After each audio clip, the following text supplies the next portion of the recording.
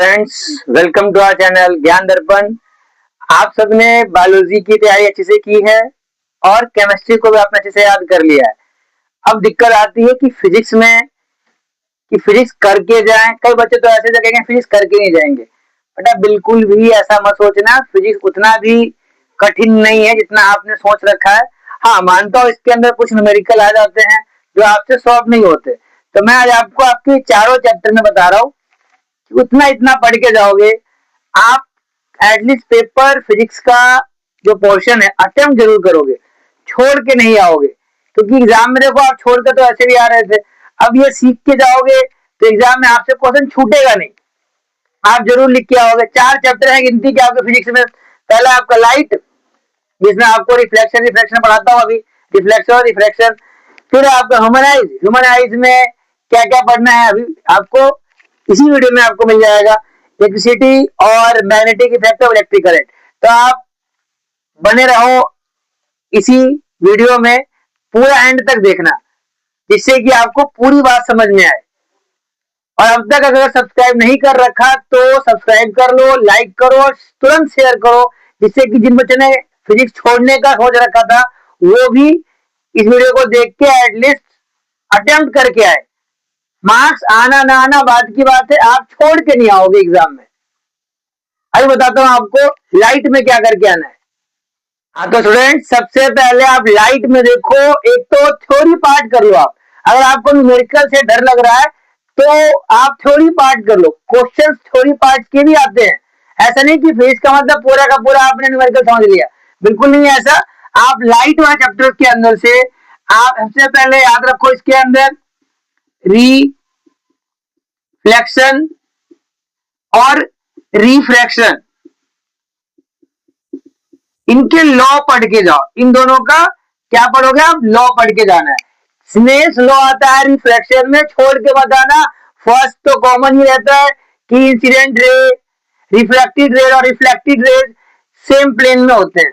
Second में आप Snell's law का ध्यान रखना, कई बार पूछ लिया एग्जाम में, साइन आई और साइन आर का रेशियो क्या होता है?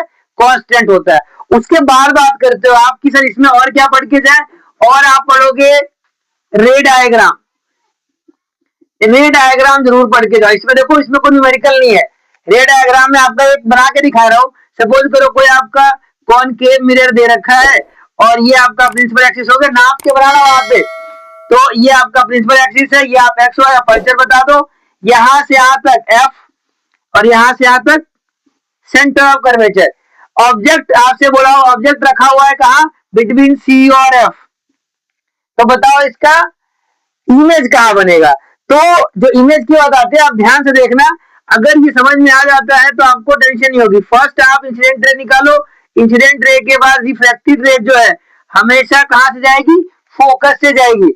और जो रे फोकस से आ रही है वो रिफ्लेक्शन के बाद कहां जाएगी? इसी प्रिंसिपल एक्सिस के पैरेलल चली जाएगी।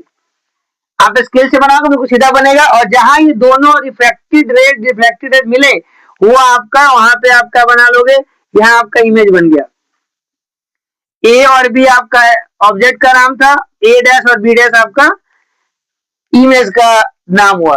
तो इस तरीके से बनाएंगे। दूसरा, ये जल्दबाजी में पेन से मत बना देना, पेंसिल से बनाना, क्योंकि डायग्राम चाहे बायोलॉजी का हो चाहे फिजिक्स का हो, कोशिश करना है कि पेंसिल अटेम्प्ट करना, पेंसिल प्रॉपर साफ करके जाना।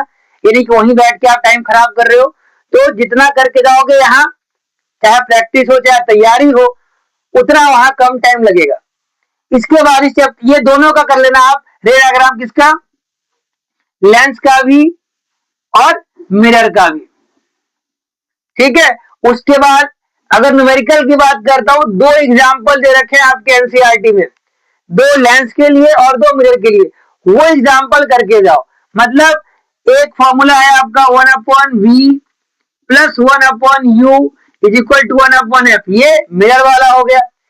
एक है 1/v माइनस 1/u 1/f, ये आपका हो गया लेंस वाला। तो ध्यान रखना है, अगर आप न्यूमेरिकल प्रॉपर नहीं भी निकल रहा, फॉर्मूला तो लिखो, कम से कम जो दिया है वो तो लिखो, कुछ तो आएगा। और सिंपल प्लस माइनस ही तो है, इसके ज्यादा कुछ खतरनाक तो दिख भी नहीं रहा मुझे। तो ये जरूर अटेम्प्ट करके जाना है। इसके बाद इसमें पावर ऑफ लेंस पूछ लिया जाए अगर कि पावर ऑफ लेंस की क्या होती है यूनिट, डायोप्टर। ध्यान रखना है, पावर ऑफ लेंस की यूनिट क्या होती है, डायोप्टर। ये आप ध्यान रखना है इसमें, क्योंकि पावर की यूनिट पूछेगा तो वाट हो जाएगा, लेकिन पावर ऑफ लेंस की पूछेगा तो आपका हो जाएगा डायोप्टर। और कॉन्वेक्स लेंस है अगर तो पावर पॉजिटिव, और कॉनकेव है अगर तो पावर नेगेटिव। आपको एमसीक्यू बता दिया मैंने। तो अगर एग्जाम में वाला आ गया तो आप आराम से क्लिक कर देना, जिससे आपको नंबर पूरे मिल जाए। फिर इस रे डायग्राम का जी इसमें और क्या करना है, आपको दो क्वेश्चन बता दिए, दो और दो चार एग्जाम्पल हो गए। लाइट चैप्टर के अंदर आप इतना करके जाओ, देखो छोड़ के आ रहे थे आप, अब सिर्फ आपको इतना करके आना है, हो जाएगा इतना। तो फिर बताता हूं आपको अगले चैप्टर में क्या करना है। ह्यूमन आईज यूज करने से पहले बता रहा हूं आपको, कुछ समझ में आया है अभी तक कि ये रेड पेन से क्यों लिखा जा रहा है? क्योंकि देखो फिजिक्स से आप छोड़ के आ रहे थे, आप बिल्कुल अटेम्प्ट नहीं कर रहे थे, मैं आपको सिर्फ पॉइंट बता रहा हूं। थोड़ा डर तो लग रहा है ना, खतरे का रंग लाल होता है, इससे आपको रेड से करा रहा फिजिक्स, जिससे कि आपको लगे कि हाँ डर तो है, लेकिन हमने उससे अचीवमेंट कर लिया, छोड़ के आने वाला कंडीशन नहीं रहेगा। ह्यूमन आइज में सबसे पहला आप इसका डायग्राम जो है या तो बना हुआ आएगा या बनाने का आएगा। अगर बना हुआ है तो फंक्शन पूछ लेंगे भाई, फंक्शंस जरूर करके जाओ कि आइरिस का क्या काम है, प्यूपिल क्या काम करती है। इसी का एक क्वेश्चन आता है, डायरेक्ट क्वेश्चन है, पावर ऑफ एकोमोडेशन। देखो हम सबकी आंखों की एक खास बात है कि ये एडजस्ट कर लेता है अपने फोकल लेंथ को, इसी पावर को कहता है पावर ऑफ एकोमोडेशन। एकोमोडेट कर देता है, हिंदी में किसी का है तो इसको कहते हैं समंजन क्षमता। नहीं है हिंदी, छोड़ दो कोई बात नहीं। फिर बात आती है डिसऑर्डर। डिसऑर्डर में आप इसमें मायोपिया,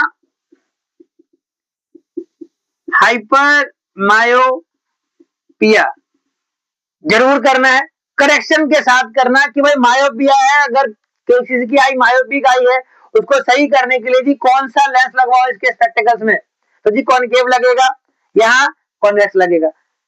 ठीक है, यूनिट अगर देखा जाए दोनों की डायोप्टर होती है, लेकिन कॉन्वेक्स लगाओगे तो पॉजिटिव में आएगा, और अगर आप कॉनकेव लगाओगे तो नेगेटिव में आएगा। इसका केस स्टडी भी पूछ लेते हैं कि एक बच्चा क्लासरूम में सबसे पीछे बैठा है, उसको बोर्ड पे लिखे हुए शब्द दिखाई नहीं दे रहे, आप लोगों को तो दिखाई दे रहा है, लेकिन अगर किसी को शब्द नहीं दिखाई दे रहा तो वो बच्चे का मायोपिया है कि हाइपर मायोपिया, तो ये बताओ। अगर वो डिसऑर्डर पता चल जाए तो उसको करेक्ट कैसे करेंगे, मतलब बात वही पूछ रहे हैं, थोड़ा घुमा फिरा के पूछ रहे हैं। एक और है, आपको पता है, नहीं लिखूंगा मैं वो, प्रेस बायोपिया। प्रेस बायोपिया एस्टिग्मेटिज्म के बारे में बाद में बताते हैं, कैटरेक्ट है वो आप याद रखना, ये जरूर ध्यान रखना है आपको, छोड़ के आने वाली कंडीशन नहीं रहेगी। और जो मैंने अभी टॉपिक बताया था, कल ही बता दिया कि पावर ऑफ लेंस वाली बात, डायोप्टर, ध्यान रखना है इस चीज का। इसमें इसके अलावा और कुछ करना है तो करके जाओ। क्या करना है कि ट्विंकल ट्विंकल ट्विंकल याद आ ही गया होगा स्टार वाली बात, कि स्टार्स जो है क्यों ट्विंकल ट्विंकल करते हैं, क्या है मतलब हिंदी में कहूं तो तारे क्यों टिमटिमा रहे हैं, क्या है इसके पीछे का रीजन, ये आप जरूर टॉपिक 2 नंबर का 3 नंबर का करके जाना है, आपको छोड़ना नहीं है। और मैंने स्टार्टिंग में बोला खतरे का सिग्नल लाल ही क्यों होता है भाई, क्योंकि वेवलेंथ। अब इसके आगे आप ध्यान रखना, क्योंकि आप पढ़ोगे नहीं, अगर मैंने पूरा बता दिया तो आपको पढ़ना है, जो टॉपिक बता रहा हूं वो जरूर करके जाओ। एग्जाम देकर आओ, खुद ही कमेंट करोगे कि हाँ सर अच्छा गया एग्जाम। दूसरी बात, मॉर्निंग और इवनिंग के समय सन जो है रेडिश कलर का क्यों दिखाई देता है, और रीजन वाली बात आ जाएगी इसके अंदर, एटमॉस्फेरिक रिफ्रैक्शन वाली बात आ जाएगी, तो ध्यान से आप इसको लिख देना। अच्छा, ये करने के बाद इतना रिवाइज भी कर लेना, जिससे आपको ये पक्के हो जाए। टाइम अभी है हमारे पास, कल है आपका एग्जाम, टाइम है हमारे पास, पूरी रात पढ़िए, एक में क्या कुछ नहीं कर सकते आप। देखो बायो आपने कर ही लिया है, केमिस्ट्री आपसे हो ही गई है, ये छूटा पड़ा था किसी कोने में लगा हुआ था, आपने इसको भी खींच लिया और इसको भी आप करके आओगे। ठीक है, तो हिम्मत नहीं हारना है जी, अटेम्प्ट करके आना है। डायग्राम थोड़ा बहुत ही है, बायो में इतना अच्छे से डायग्राम बनाया आप लोगों ने, तो ये डायग्राम क्या है आपके सामने, आराम से बना लोगे। रे डायग्राम ही तो है, बस नाप के बनाना, प्रॉपर मेजर से बनाना। अब बताता हूं आपको कि इसका नेक्स्ट चैप्टर, ध्यान से सुना कहीं करंट ना लग जाए, करंट ही चैप्टर का नाम है इलेक्ट्रिसिटी, तो वो देखते हैं अभी। तो इलेक्ट्रिसिटी में क्या पढ़ के जाना है आपको, देखो स्टार्टिंग जब हुआ था फिजिक्स का इसमें 10th क्लास में, तो आपको पता लग गया था करंट वाले चैप्टर। सबसे पहले क्या पढ़ा था आप लोगों ने, सुना भी क्या था सर जी, ओम्स लॉ। ओम्स लॉ, इसको बिल्कुल पढ़ के जाना है जी। क्या है इसमें, sir V is equal to I R, बिल्कुल याद करके जाना है। न्यूमेरिकल आएगा तो अटेम्प्ट कर देना, छोड़ना नहीं है बस बिल्कुल इसको। कि आर क्या है जी, आर रेजिस्टेंस है, रेजिस्टेंस क्या होता है, resistance, obstruction to flow of charge is called resistance. I, I क्या है जी, इलेक्ट्रिक करंट, करंट बोल दो सीधा। और वी क्या है, वोल्ट, वोल्ट का वोल्टेज का, ठीक है। तो इससे अब आर किस पे डिपेंड करता है, रो एल अपॉन में ए, ये साइन यहां से हटा दो, इक्वल का साइन आ जाता है। यानी अगर कोई वायर है जिसका लेंथ ज्यादा होगा, रेजिस्टेंस ज्यादा होगा, रेजिस्टिविटी ज्यादा, रेजिस्टिविटी कहते हैं इसको, तो भी रेजिस्टेंस ज्यादा है। एरिया ज्यादा है तो रेजिस्टेंस क्या होगा, कम होगा। एरिया ज्यादा होने से रुकावटें क्या हो जाती है, खत्म हो जाती है, तो कम हो गई।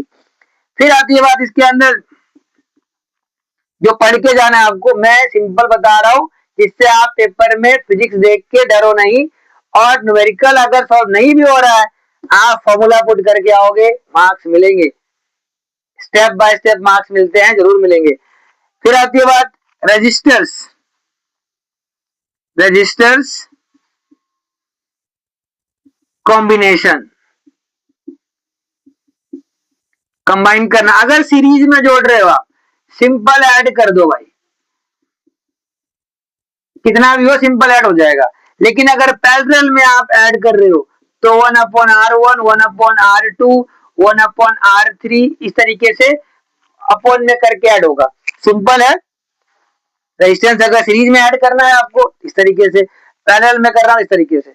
ज्यादा डिटेल में नहीं बता रहा हूं क्योंकि अभी जस्ट कल ही एग्जाम है आपका, पहले जो पढ़ाया, जो कुछ नया बता दिया, जो पढ़ाया वो भूल जाओगे। तो मैं सिर्फ वो बता जिससे आप अटेम्प्ट कर पाओ, जिससे आप अटेम्प्ट कर पाओ। इसमें क्वेश्चंस कौन से करके जाओगे, देखो बेटा इसके ना एग्जाम्पल सारे करके जाना आप, न्यूमेरिकल वाला तो जरूर। और एक सबसे लास्ट में क्वेश्चन है, एक्सरसाइज का लास्ट का क्वेश्चन, एक्सरसाइज का लास्ट का क्वेश्चन है, इसमें कुछ पॉइंट दे रखे हैं, वो करके जाओ।